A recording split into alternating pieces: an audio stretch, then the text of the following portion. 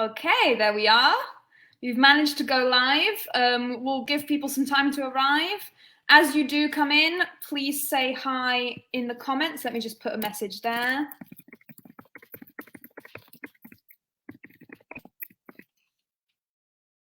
There we go. How's everyone feeling about being on tonight? Claire, I know that you were nervous the very first time you came on in October. Are you feeling a bit more confident now? Yeah, definitely. The more I do, the more confident I feel. I still feel a little bit like apprehensive before each one, like I'm not prepared. But I'm learning that it just comes naturally now after a while. So yeah. That's really good. And you've always got some amazing insights, Claire, even if I catch you unprepared with a strange question. So I think Thank going to do great. It's going to do great. And Angela, I think this is one of the first times we've had you on a separate device. How are you doing with everything? Nervous, if I can tell you the truth, but I'm looking forward to it as well, to get my face and voice out there as well, because I've been in the background for quite a while now, so and now that my story's out and everything's settled, I can come out myself now. So definitely. Well, I think we've seen all that you can do even whilst in the background, Angela. So I'm very excited to see what this kind of next chapter brings. So exciting times ahead. Really is. And I can see we've got 6 people joining us already. We've got Michelle saying hi in the comments. If you are watching, please do say hi so we know who's there, so we can interact, ask any questions at any point. Jay, you wanting to say something there? Please give us a wee share as well if you're there, because this is going to reach a lot of people, and the stuff we'll be talking about will resonate with a lot of people. So you never know who you'll help just by sharing us. Absolutely. Thanks, Jay. And we've got 2 different Michelles saying hi, so I'll say hi to both of you. Hi, Michelle 1, and we'll say Michelle 2. Hi, everyone. It's always great to have a bit more interaction, to feel that we're not just talking to each other. Because hi to the 2 Michelles. Well, we got 9 people watching at the moment, which I think is quite good for a first thing. You know, we're only about 1 minute past. We'll give them a couple of minutes to come on in. And yeah, really exciting because we've talked about all kinds of things on the live stream so far. But we haven't actually looked at adverse childhood experiences in great detail yet. You know, we've hinted at them, we've brought up ACEs, etc., but we haven't really properly explained what they are, how they started, etc. So it'll be a great opportunity to do that properly. Oh, we've got Lindsay, I think that is. Okay, go. Hi. Thanks for joining.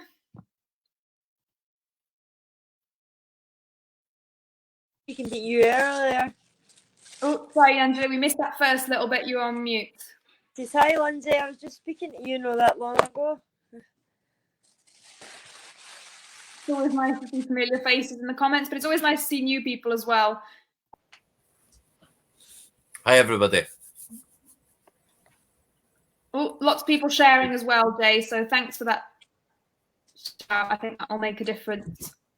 Yeah, it really does, because this is a subject that, as you know, I'm really passionate about, and if I hadn't heard about it, then I would know nothing about it. I wouldn't be doing nothing I'm doing now. So you never know, just by sharing it, who'll pick up on it, who'll read it, who'll then carry the flag again, and everyone who use it, watch it. Thank you for watching and supporting. Absolutely. Thanks, Scott, for joining as well. Hi, nice to see you there. Hi, Scott. Hi, Scott. Yeah, you know, I think, Jay, on that comment you made, I might start off with hearing from you guys first and a little bit of an introduction before I dive in. So the kind of structure for today that I was thinking was I'll let you guys lead as experts by experience on kind of ins and outs of ACEs, and I'll come in with some of the research and some of the background of the science of ACEs and what we know. So if I'd really like to hear from you guys what it meant to you to find out that there'd been this research into ACEs, what the language of ACEs kind of opened up for you in your life. You want me to start? Yeah, you go ahead, Jay. It was a penny dropping moment. I've spoken about many a time. It was in a therapy. It was in a pre-therapy session to see if I needed therapy, which I did, and I got introduced to the ACEs study in Nadine Burke-Harris and Vince Felice, Bob Ander, and I went home. I researched it. I bought The Body Keeps the Score, and for there, it was life changing. It was like, in the Bible it says, "Once I was blind, now I see," and it was like I just didn't see the world the same way again. I didn't see myself the same way again. And I started to understand why I was acting the way I acted, why I'd done certain things, why certain things were feeling the way they were, why I didn't feel certain ways. I started to understand myself a lot more, and it really did give me an understanding. I mean, I still struggle, but I've got a better understanding of who I am, the real me without the trauma. If I didn't have the trauma, who I'd be, and that in itself is powerful, because a lot of people out there are suffering from adverse childhood experiences, and they don't even know it. The parents were alcoholics, they got beat up, they got shouted at, and they think that was normal because society was normal. And I thought it was normal. I thought drug use was normal. I thought loads of things, I thought. And when I learned the science of ACEs and learned that the long-term implications, like my knees and my heart problem, could probably be connected to my ACEs, it's just mind-blowing. It's mind-blowing to understand this science and to know that instantly, straight away, and this will be probably stand out as basically, because of my trauma and what happened to me when I was younger, 20 years has technically been cut off my lifetime. So if I was meant to live to 70, I've only got another 7 years left. That's a harsh reality. And that is the science. That is the science that's been brought out. Thanks, Jay. That's really, really powerful. And I think I'll swing back to the 20 years thing in a little bit when I'm talking about the science, because I think it's really important to touch on that in a bit more detail. I can see Will's joined us as well to say hi. Thanks, Will. Angela, I'd love to hear from you kind of what it meant when you first heard of ACEs. I was confused for so long and didn't understand why. I went through years and years and I went through 24 years of all of a sudden just taking manic episodes and going crazy, but not being able to remember it afterwards, and I had no explanation for this. And as far as I was aware, my childhood, up until I was 14, my childhood had been fine. But as I went to therapy, more and more things started coming out. And then that's when I started hearing about ACEs. And then everything, it was like a jigsaw, all started clicking into place. And it let me understand that I wasn't just crazy. I wasn't just this mad woman who would run around the house screaming and shouting and trying to take her own life all the time. It was I genuinely needed help. And the ACE study has taught me so much about how many different levels of abuse that there is, and how many different, you've not just got the different kinds of neglect. You've not just got one type of neglect. You've not just got one type of abuse. These all branch off into other different ACEs. So to me, it just made everything make sense to why. And that's when I went and sought help, because I thought, no, I need help, because it's either if I don't go for help, I'll not be here for much longer. And that was, I've got to admit, I'm not a big reader, but what Jay does, I'm with Jay 24/7 really. So a lot of his books resonate onto me, because he's like, oh look. So I'm basically reading the book beside him. So I have got to say thanks to Jay, because I have learned an awful lot from him. Thanks, Angela. I think that was a really, really powerful answer. And thanks, Jay, then for the education you're doing for both of you. I realized something there as you were talking, Angela, that I forgot a very, very important comment to say at the beginning of this live. And that is to anyone watching now live, to anyone who might be watching for catch up, we are going to be kind of discussing, trauma and, really difficult topics later on. So if for whatever reason you do find yourself distressed, triggered by what we're talking about, there's a few different things you can do. First of all, it doesn't happen very often, but if it does, it's not at all your fault. It's a perfectly normal reaction to this. The first thing we find that really helps is just taking a few deep breaths, grounding yourself, kind of putting yourself in the moment rather than in your head when reliving that. The second thing is just stepping away for a minute, go for a quick walk around the house, get yourself a glass of water or something. And if that isn't enough, please do reach out to us directly. You can put it in the comments and just say, hey, can you reach out?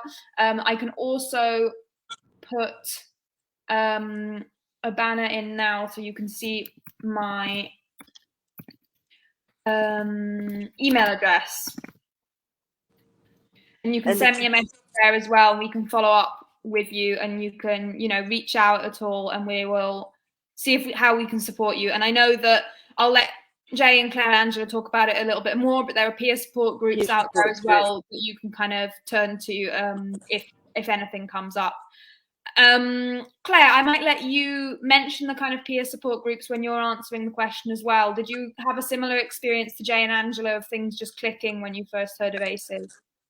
I remember, from being a child, I was just lost. And I went through quite a few different causes of ACEs in my childhood, and then it went on through teenage years and into my early adulthood. And I was seeking help for a long, long, long time. And unfortunately, I wasn't provided that help. So that went on then to self-medicating, taking drugs to try and numb the pain. I had severe mental health issues. I was a young mum on my own. And I was just completely lost. And then it got to the point about 3-4 years ago, and I just did not want to be here anymore. I couldn't find a way out. I couldn't get the support I needed.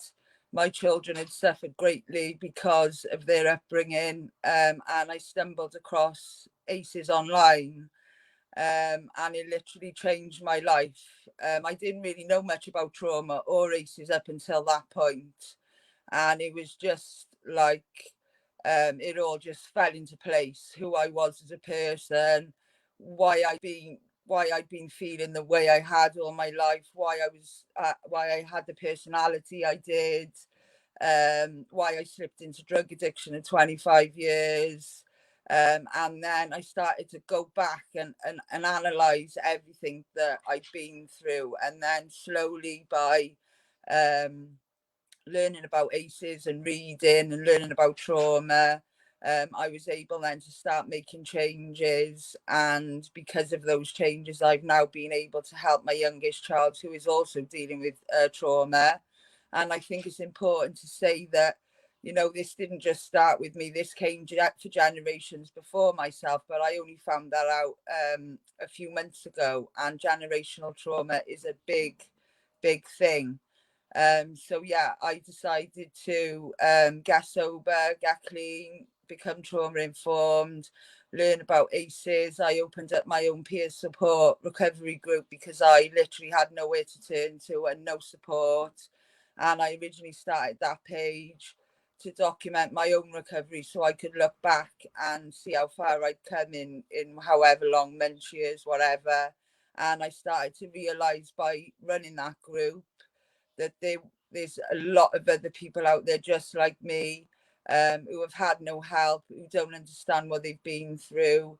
And I just try and spread awareness and prevention now wherever I can, regarding ACEs and trauma. So yeah, finding out about ACEs literally saved my life. And I only found out about them 3 years ago. And I think if I'd have known about this a long, long time ago, I could have saved myself and my family, 20 years of hell. So, yeah. Thank you, Claire. That was a really, really powerful answer. And I know that all three of you are really changing people's lives with this. I mean, you know it firsthand in a way that many people don't, just how having that knowledge can change your life. So getting it out to more and more people is going to have such a ripple effect that we won't even be able to fully conceptualize. I'm really hopeful to see what changes will happen in the next few years because of brave people like you guys. To everyone watching, I kind of wanted to give a little bit of context for this live stream as it's really exciting. So Jay, Angela, and Claire, and some of the wonderful people in the chat, in the comments as well, are all members of WAVE's Council of Lived Experience from Hearts of Ace. And we're going to be kind of doing 70/30/Hearts of Ace live streams every 3 weeks or so. And we're starting off today a series looking at adverse childhood experiences in more detail. And we're hoping to look at one adverse childhood experience at a time, kind of from a lived experience perspective going forward. So the next one that we will be looking at will be on the 3rd of May. We'll be focusing on physical abuse in a little bit more detail.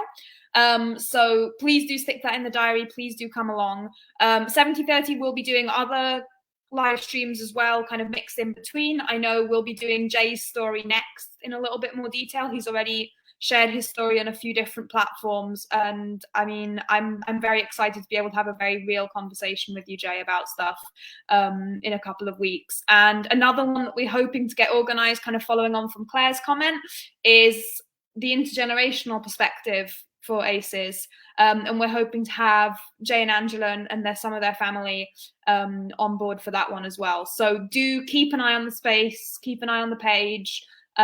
Stay tuned. We'll be uploading recordings to YouTube as well if you miss anything. But we're hoping to really kick off a series that will hopefully bring that little bit more awareness around all these issues. And we've still got Mine and You, my one to do as well. Absolutely. Oh, I think I've got the date here somewhere for that one, Angela. I think we should be doing yours on the 19th of April, so everyone can have a look out for that one too. I think that's coming after Jay's as well. And that one will be, because my ban has been lifted for speaking out. I'll tell you what it is, that a ban sounded really bad there. I had given my story to a newspaper, a magazine. So until that magazine published it, I wasn't allowed to speak about any of my story to anybody else. So now what's happened is that's it, it's printed and it's out there. So what I'm going to do now is go right in depth for childhood all the way right through and let you know my full story, because there is a lot more. Sorry guys, to know. Thank you, Angela. And I have to say, I'm really, really honoured with the fact that you're all trusting me with sharing all of these things and talking about it. So I am honoured as always to be working with you guys.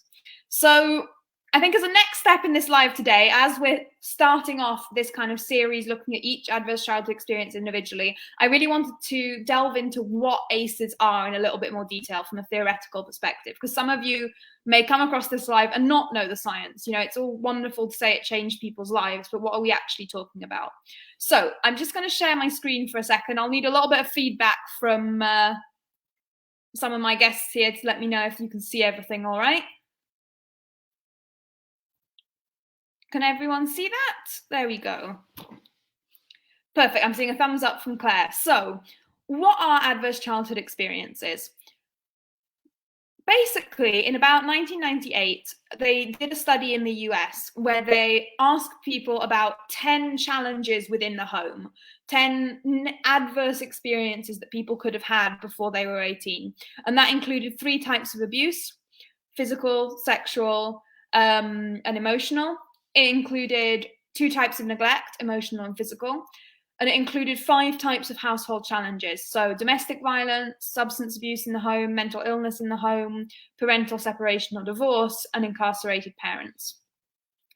And what they did was they then looked at over 50 kind of life outcomes for, you know, a population of about 17,000 insured Americans, to see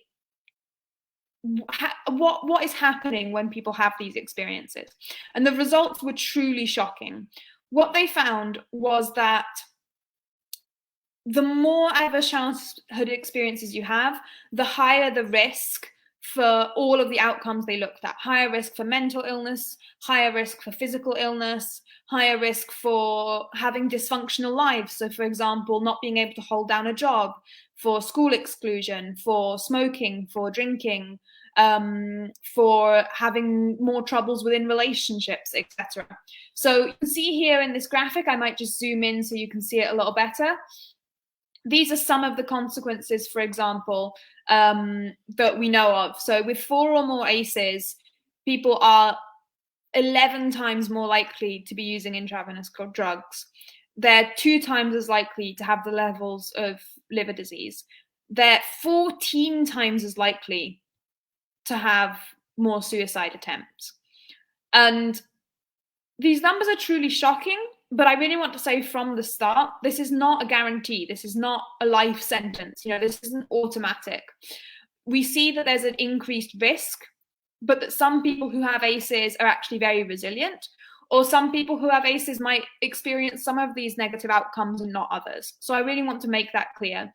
And we'll be talking kind of throughout this series on ACEs about how you can build that resilience, how protective factors can buffer all of these impacts.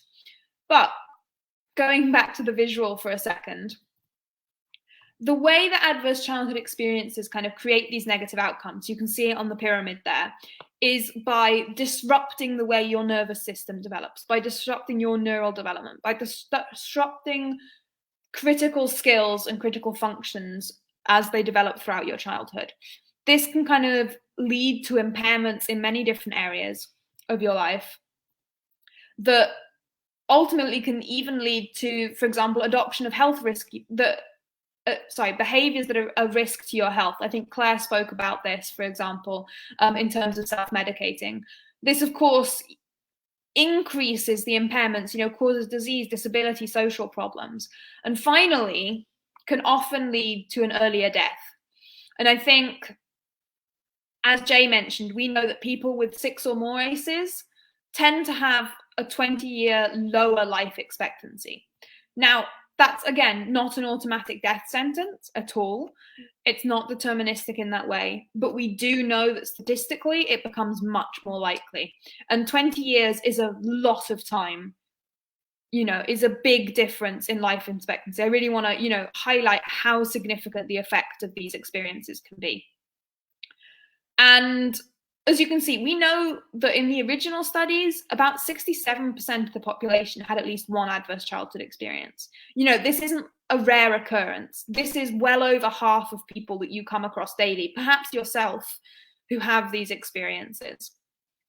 And this is a study that has been replicated again and again and again since the late 90s. And it's been replicated, you know, across the US, in the UK, in Wales, etc. This is now a very powerful body of research to showing us how early disadvantage can continue throughout the lifetime. So there's various little extra things I want to lead into in terms of the science, but I might link that to some of your brilliant comments, as I know you'll have lots to say. I think the first one I'd like to ask is, what do you see in terms of pros and cons of using the language of adverse childhood experiences? Because I think we need to be honest about there being cons as well.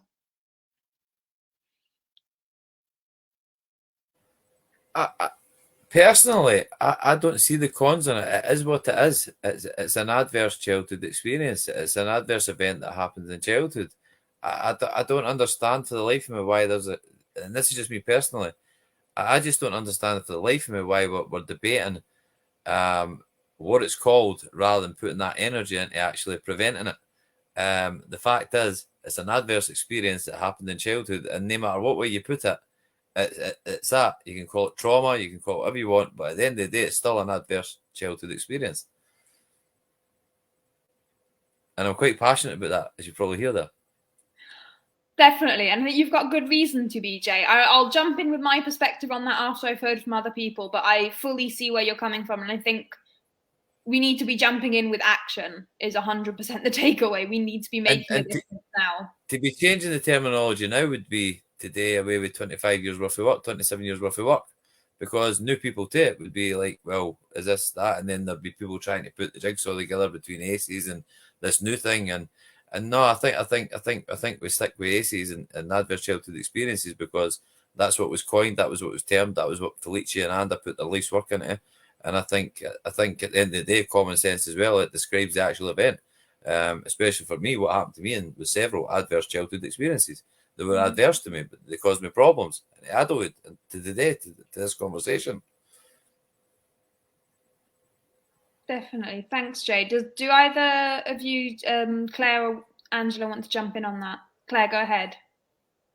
Yeah, I totally agree with Jay. I think this needs to be acknowledged and it needs to be understood, and awareness needs to be spread. And I think that if we do that, we're going to save, millions and millions of people. If this had been acknowledged and understood when we were younger, we would have gone on to lead a normal, healthy life. And unfortunately for us, because we knew nothing about this, our lives have been debilitated. They still are debilitated today. But luckily for us, we found a way of turning our pain into purpose and trying to spread the word to try and help others. And I don't think there are any cons for using the term, because people need to understand what adverse childhood experiences are and what they do to young children, teenagers and adults. Thanks, Claire. Angela, do you want to come in before? Yeah, I just don't see what good it would do to change the name. We're finally getting somewhere after all these years. And people are starting to open their ears and they're starting to listen. And then you go and change the name and people are, oh, that's something new. No realising it's still the same thing. They think we're trying to bring something new in. So, to me, the ACEs is, it's got to stay ACEs for me. And I think it's also important that, it's not just about us either. It's how it goes on to impact families and children and future generations, and how it just passes on from person to person. Yep. Absolutely. So, Claire, me and you are both mums who have got very, very, very similar issues with our kids. Yeah. So it just goes to show that it does have a large impact. And if I'd have had the tools that I've got now back then, I could have saved my children from a whole lot of pain. Absolutely. A whole lot of pain.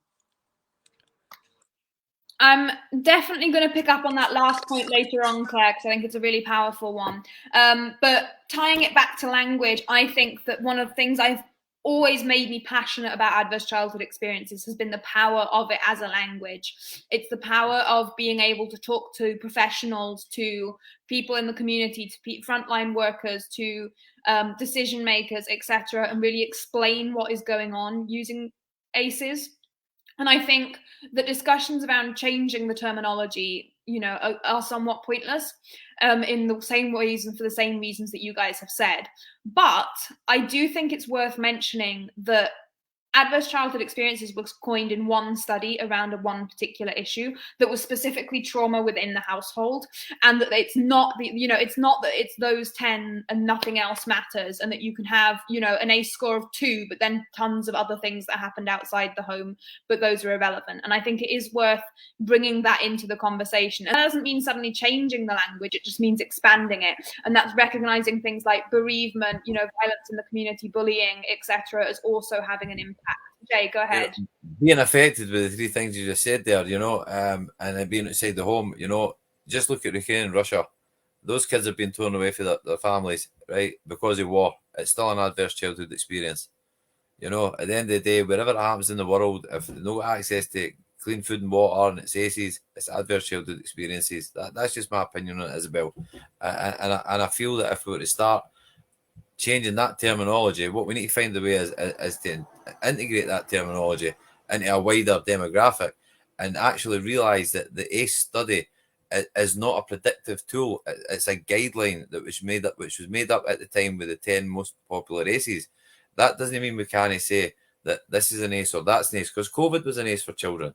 There's loads of other things like bereavement now. I've been affected with so much bereavement in childhood now that at the last cross-party group meeting I was at, somebody had done a study and saying that bereavement should be brought into the ACEs. In itself, if there's too much, and I fitted into that category or not. So no, it's about getting ACEs out there wider rather than changing the terminology, I think.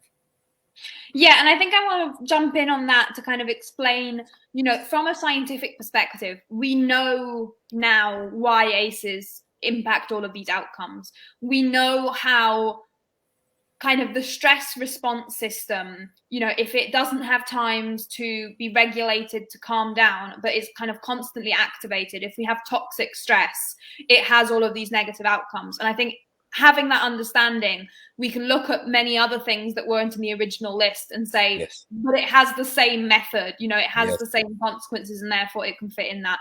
yes, Yeah, and I think in terms of shall we use the language, the answer is absolutely, but it's a case of yes, but maybe not as a diagnostic tool. We wouldn't use those 10 ACEs to find out about people we're interacting with. We would use, a much more individualized approach with people as we're talking to them. But that's still acknowledging how powerful ACEs are in providing a common language, a common understanding for what's going on. Absolutely, because again, at the end of the day, I also believe that, like you said earlier on, the 20 years and the 4 ACEs and 7 ACEs isn't a diagnosis, it isn't a definite. So, it's a person who suffers with one adverse childhood experience could go on to develop more problems than somebody who's had 10. It depends on the resilience round about them and the always available adult. ACEs are subjective, adverse childhood experiences are subjective, and that's what we need to realise as well. As going back to this ACEs study, it's not a predictive tool, it's a guidance, it's a guideline. Yeah, and I think for me it really helps to understand that we're talking about something that had a huge impact in a critical window of time when children were particularly susceptible, and positive experiences also have a huge impact at those moments in time. And it might take a much greater quantity of positive experiences later in life to build resilience, but that can still happen. And so we need to look, you can have positive childhood experiences and adverse childhood experiences and how they interact. And so you have to often look at the full picture to be able to understand a person. Claire, did you have your hand up before? I know you dropped out for a moment, but I think you were going to come in. I was just going to agree with Dre. COVID's had a massive impact on kids, and I think that COVID is an adverse childhood experience in itself. And I also believe that bereavement needs to be brought in, because I lost my only available adult when I was 9 years old, who was my gran. And unfortunately for me, although I had problems before that, that's where it really spiraled out of control. And I'm now 40 years of age, and I've also lost my sister in 2009. And I've never even been offered grief counselling, and it's just really, really sad. And every child deserves to have that safe, available adult. And I wish my elder children had one around, for them, for when they were struggling. And luckily now for me, I am that safe, available adult for my little one. But having that person there for you, that safe person that you can go to and talk to, is so important in a child's life. Thanks so much, Claire. And I think, as we're looking at the science, it's really important to understand what we mean by an always available adult, because it is crucial to building resilience in childhood. So when we're talking about an always available adult, we don't mean that the parent is there 24/7. What we mean is that if the child experiences a moment of distress, they know for sure that the person is always available to them. We know that they are there to turn to. Wave Trust did a study with Anthula, actually, who is another member of the Hearts of Ace Council, looking at kind of pathways to severe disadvantage. So things like, you know, people who'd ended up homeless or through drug addiction or incarcerated, etc. And she asked all of these experts by experience kind of what would have made a difference in your life, you know, what would have helped you have resilience. And the one consistent answer she got every single time was someone who believed in me.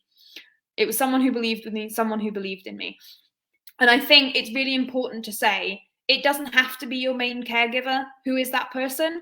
It can be a grandparent, it can be an uncle or aunt, it can be a teacher, it can be someone in a community group, but it is having an adult who sees your potential, who has high expectations of you, who loves you, who genuinely cares, and who is always available as that kind of safe space away from the stresses in life. Now, I know that all of you have been through a lot, but I wanted to ask, is there someone who really helped turn things around for you at any point in your life, who's kind of allowed you to be here now as 70/30 ambassadors, as Hearts of Ace members, etc.? You know, for me, it's going to be Angela first and foremost, even though we've had a rocky road. But as far as how we got here, I was 37, and it was my two therapists, Dr. Catherine Watt and Dr. Gaynor Moffat. I wouldn't be here without them. And as of late, since I lost my brother last year on my birthday in July, I wouldn't be here without the Wave Trust and without Hearts Ace family, Claire, yourself, George, Oscar, and Anthula.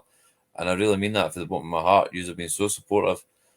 Such a hard time that without you guys and without Angela's support and without the team's support, I wouldn't be here.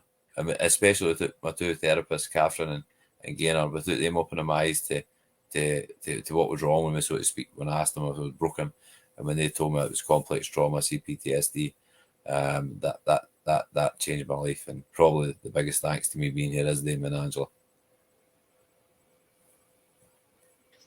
Do you know what changed my life was one day I always felt as though I wanted to move house.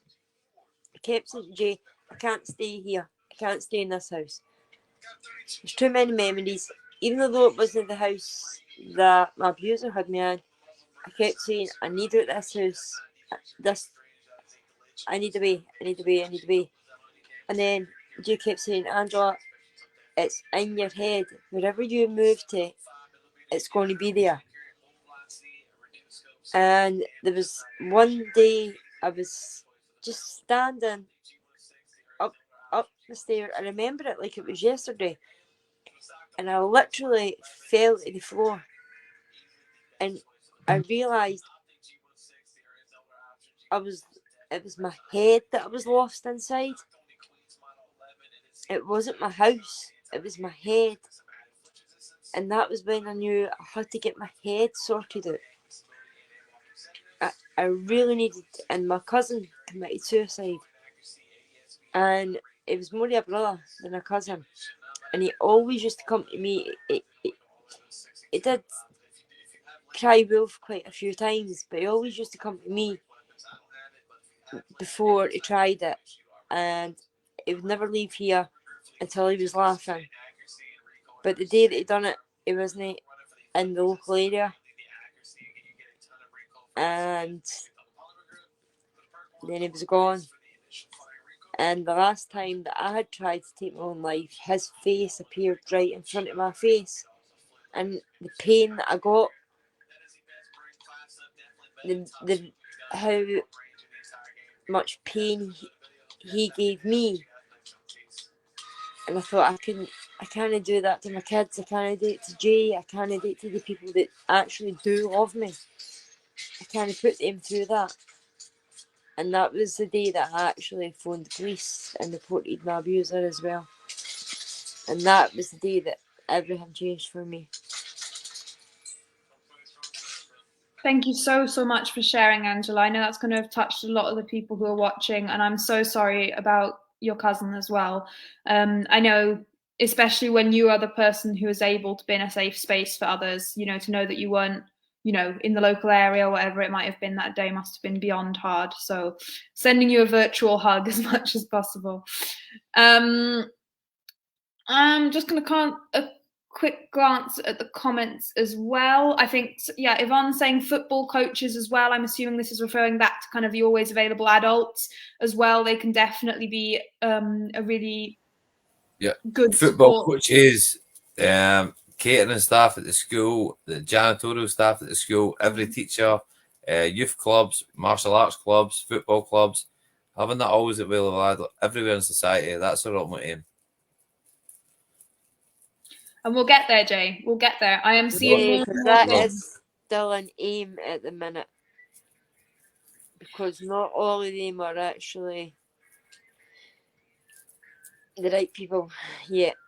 We are not there yet. I will say that Wave has been training thousands upon thousands of people in this year, and we are seeing more and more people have that aha moment where they're like, actually, I could do that. Actually, now that I understand what is happening, actually, now that I understand what they need, I would be able to do that. So I'm excited to see many more teachers, you know, even down to GPs and people in youth offending, understanding, actually, I can approach this in a different way and give them that support. Yeah. Sorry, Angela. Our GP is absolutely fantastic. Our full GP surgery is fantastic towards ACs. And I actually think it's just been from Jay bugging their happiness, to be honest. But they have to go on board. No, Dr. Carol Simpson has done a good job carrying the AC's flag in West Calder. They've done well in West Calder. They've kind of deserted the adults, though, and just looking after the children, but I can cope with that. I'm seeing a wonderful comment that I think is really worth sharing with all of you guys, and this is for you. And that's kind of seeing the difference between when you first came on all these things and the fact that you're now bringing such calmness. And I think I'm really seeing that, having been on that journey with you. I'm seeing such an increase in confidence in all of you. And I hope to be able to keep seeing that, you know, even as life keeps happening on in the background. It's wonderful to see that resilience building. And I know that we are blessed in this world because whilst there are issues such as vicarious trauma that can happen from exposure to many a traumatic experience, there is also such thing as vicarious resilience. And I know that I've definitely found strength from all of you guys. You know, I found when I first started doing videos, when I look back to them, I was erratic, I was all over the place, I was emotional, I wore my heart on my sleeve, I said it the way it was. But what I found is, I really have found this with Hearts Ace, is being around like say Claire, Willie, Rob, all the rest of the people in Hearts Ace, Angela, obviously all the time with Angela, but being around these like-minded people and people who have suffered the same or similar, it really does give us all that wee safety net, because we can just pick up the phone to each other or message each other if we've done a talk, or if we're talking about it, and or if we're feeling down, for example. I've been talking to Claire a lot because we're just going up down to Wales. That's where we're going. But we're actually going down to Wales because I've been having a hard time with it lately with my brother, accepting my brother's death, which was just last year. So I'm going to have peaks and valleys. I'm going to have ups and downs, and this week's one of the weeks I had a wee down. So I've arranged to go down, and Claire's been there for me, and that's the power of the peer support. That's the power of survivors sticking together and sharing the stories with each other, as it gives us that confidence, and we all bounce with each other, and we all learn with each other, and you tend to find that you get calmer videos like this. Jay, I think it's a brilliant follow-on to that would be to say to people who might be catching up on this later on as well, or anyone who's watching now, how can they get involved with Hearts of Ace? You know, how can they tap into that support network? How can they use their voice for good? If you put Anfula's email address up, the contact Anfula, but by joining Hearts of Ace, at first, basically, it's a group of survivors for all walks of life, all cultures, all inclusive, and it's the authentic voice of trauma, and it's kind of like a peer support group, but it's also peer support group with plans to do great things for Wave. So your voice matters, your voice will get used, your voice will, you know, for the greater good, no used, it will get used for the greater good, for purpose. We can give a purpose. For example, I was shouting for the heavens, and I'd got some achievements with the Scottish Government. I'd got some recognition with just my own campaign Ace Awareness. However, when Wave used all that passion and focused me and laser pointed me to an actual target, 70-30, it gave me purpose.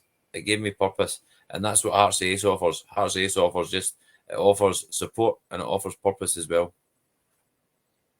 And I think I'll jump in there as well with a little bit more information about 70-30 for anyone who doesn't know about it. 70-30 is very much a campaign to prevent adverse childhood experiences. We're looking to reduce child abuse and neglect by 70% by 2030.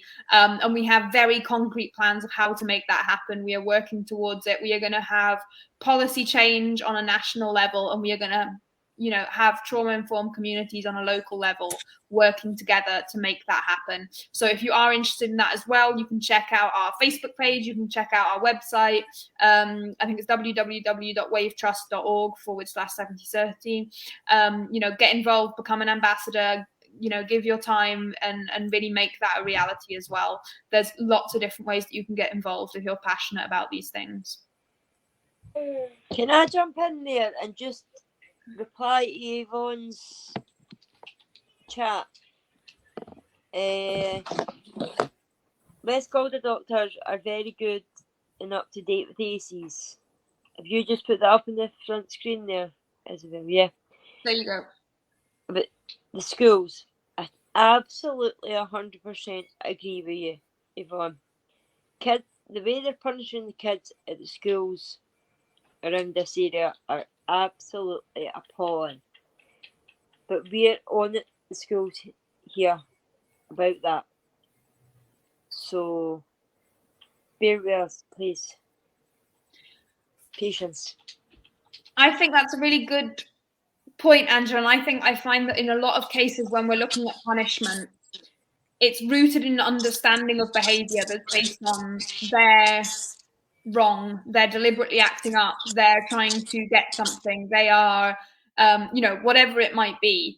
There's that kind of perspective. And I wanted to mention this earlier because I think Jay said in an offhanded comment that his therapist had helped find out what was wrong with him.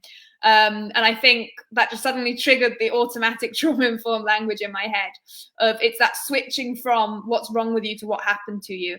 And I think that is what helps in schools and with adults, etc., is suddenly understanding behavior differently and approaching it differently. And that is a shift that is happening nationally.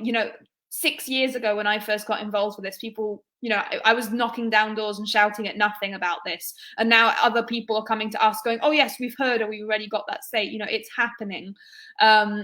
We just need to make sure that the right tools are out there for people to take that next step and be able to actually start impacting children's lives.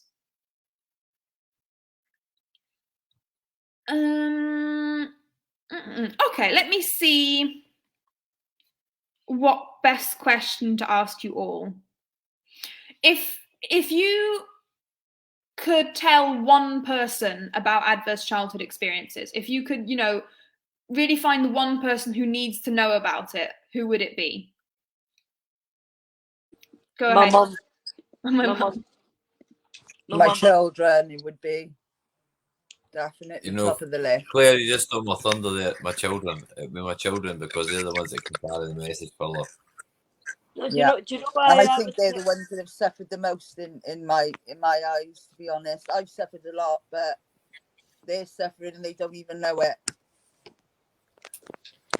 You can teach them though. My mum is a 60-odd-year-old woman who thinks that when things happen to you, you dust yourself down and you move on. My mum needs to be sat down and professionally told, no, there is such a thing called ACEs. She will not believe this. But then, as you just say, Ange, they learn from us, because I know since I've been doing this in the last 6 months, my mum's learned a lot from me as well, Yes. But my mum, she'll not listen to me at all. So, I mean, the way she's treated me, the kids, she needs to be sat down and actually told listen, when you do things like that, it causes that damage. When you do things like that, it causes that damage. Yeah. You know, promising the kids you're coming to pick them up this weekend and not turning up causes that damage. And things like that. So definitely my mum. I have to say, I'm just going to point out that people are really echoing everything that you're saying in the comments. You've got parents, my children, grandson, etc.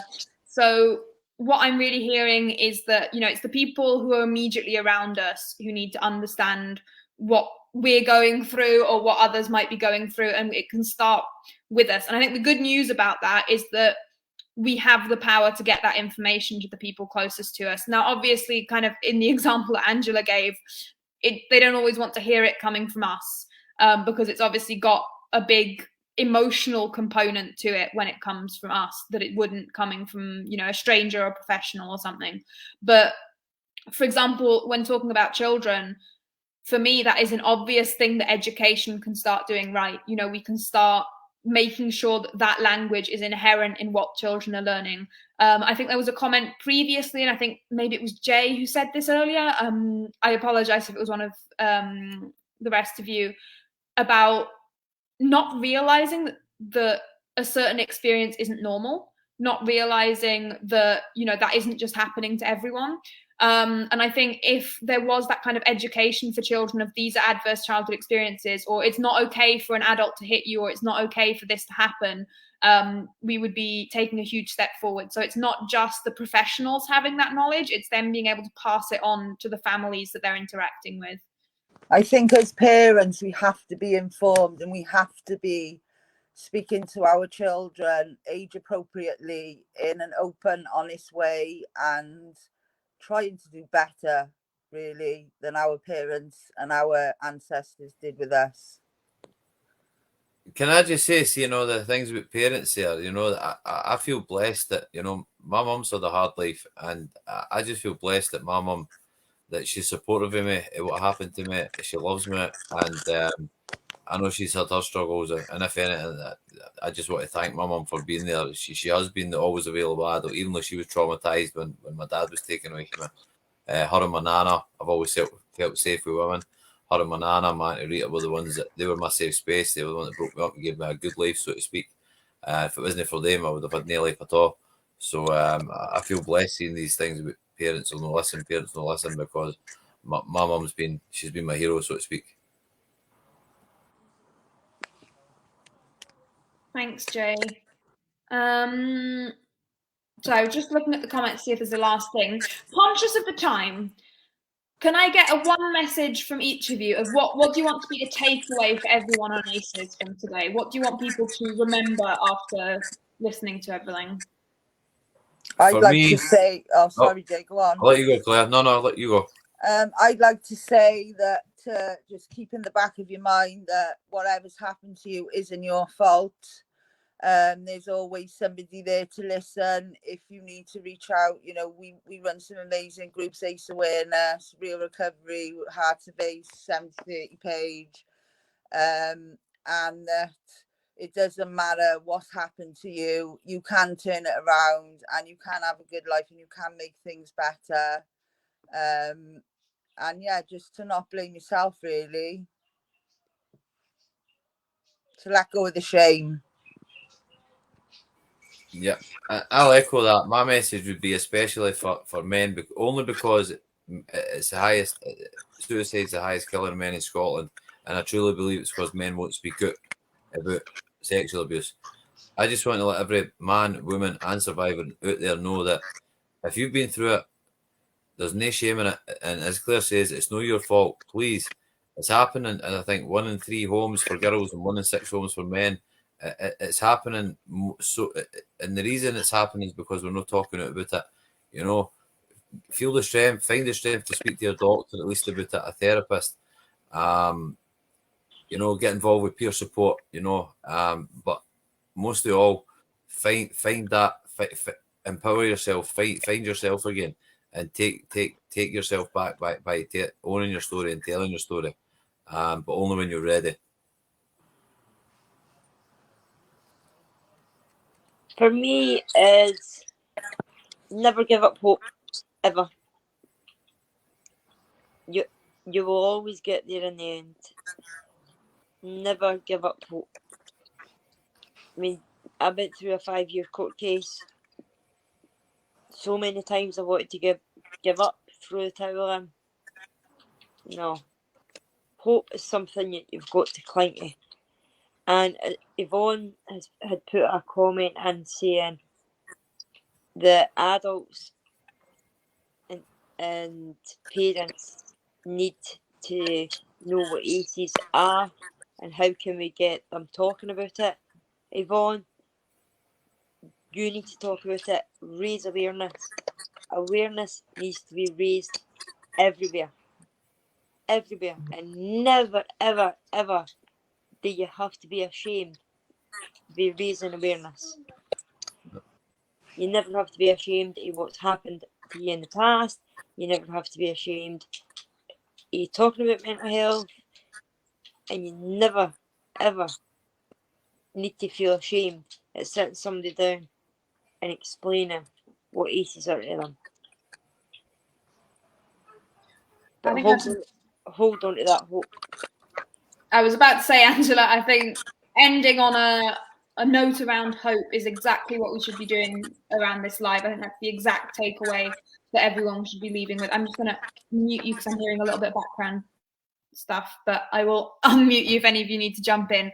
But no, I absolutely think that is the takeaway. You know, we know with these adverse childhood experiences that they can have really severe consequences later in life, but we also know what mitigates those effects. We know what will help us preventing them from ever happening in the first place.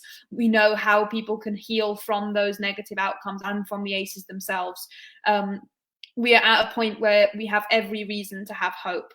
So I wanted to say on that note, if you're looking to raise awareness, you know, share this interview, share you know, some of the other ones we've done from the 70/30 page.